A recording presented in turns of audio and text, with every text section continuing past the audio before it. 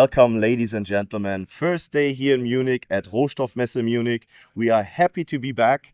It's a great audience. It's a great venue here.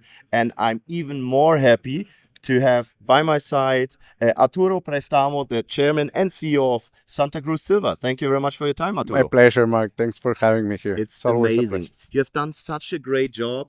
If everybody looks up your chart for this year, I'm just astonished. By the way, I'm a happy investor, just for a disclaimer.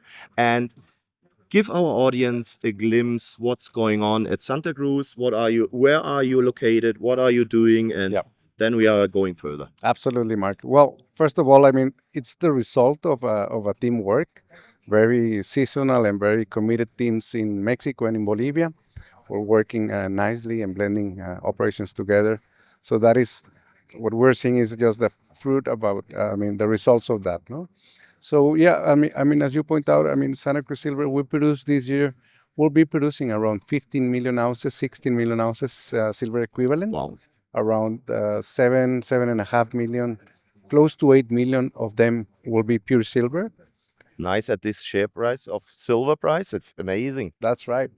And we amortize the final payment of the base purchase price with Glencore last week of September, $15 million.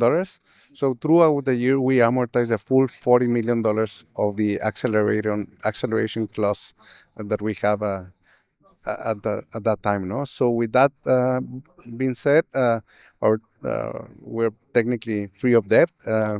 And the company, we have no streamings, no royalties. Wow. We're generating good cash flows. Today we have north of $50 million US dollars in the treasury, and building with today's metal prices and the efficiencies that we have achieved throughout our operations, we're definitely building a strong balance sheet and significant cash flows over the months. You mentioned Glencore, so everything is paid now, or is still something in the future you have to pay? Well, we actually have what we call the conditional value rights, right?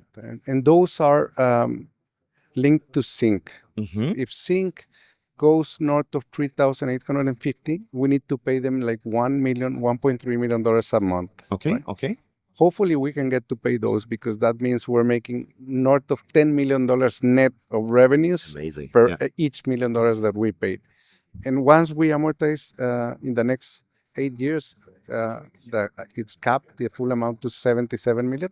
Mm-hmm. At that point, there's nothing else to be paid. So, but for us, it was it's a very good way to do it on a conditional value rights structure. So yeah. That's the only thing left. Nice. What's your actual all-in sustaining costs? Right. Well, overall, as a company, our actual all-in sustain is around 22.5. On a per mine basis, we have for Mexico a higher all-in sustain for this year, because we're building level 960 and we're refurbishing the milling facility. So you will see Mexico is taking our average all-in sustain higher. Mm-hmm. But once we get that done in the next coming quarter, because you will see Mexico coming down from 30s, from a $30 to 24, 25. Wow. So in total, can you reach then under $20? Well, that's our objective. Bolivia, for example, we have the Caballo Blanco mine is around 16.4. So definitely that's our objective. Nice. How long is your life of mine overall to all your projects? Yeah, that's a good question. So if we consider the resources, we have on average around 8 years of mine life across all of our assets. And it's important to consider the resources because our conversion rate is always higher than 1. Okay, cool. It's more than 1. Mm-hmm. Our geology department across all of our assets have a very clear indication, a very clear objective. They need to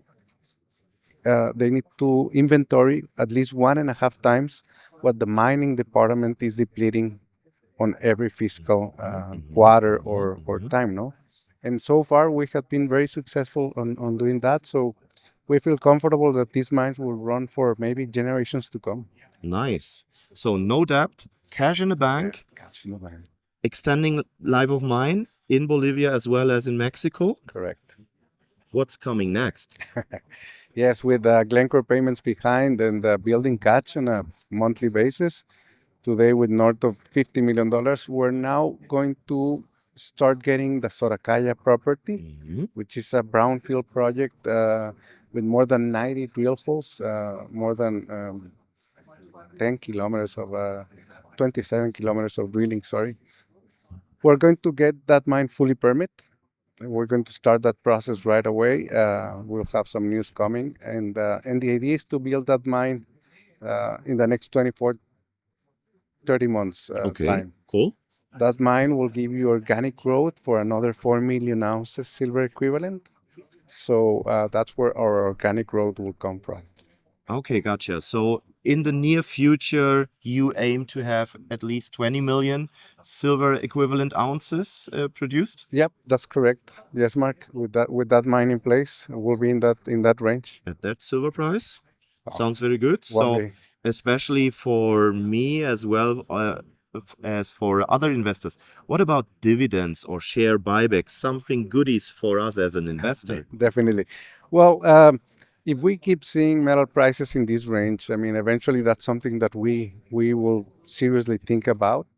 For the time being, and at this very moment, Mark, we believe that our investors will have a better upside on the growth story, and by growing your production, Yeah. dividends, as you know, they are taxable.